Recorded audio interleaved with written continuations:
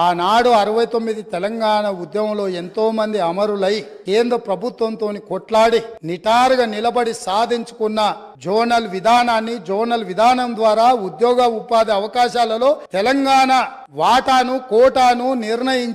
నిర్ణయం చేసి జోనల్ విధానం తీసుకొస్తే ఈ 18 జూలై 1990 ఆనాడు మంత్రిగా ఉన్న శ్రీ గౌరవనీయులైన కల్వకుంట్ల చంద్రశేఖరరావు గారి ప్రసంగంలోని పాఠం ఇది వారికి తెలంగాణ ప్రజల పట్ల తెలంగాణ విధానాల పట్ల ఉన్న నిబద్ధత. ఈ రోజు వాళ్ళు ఇక్కడ వచ్చి వారి వారసులం మేము, మా అంత ప్రబుద్ధులే లేరు, మా అంత గొప్ప ఉద్యమకారులే లేరు, తెలంగాణ అంటే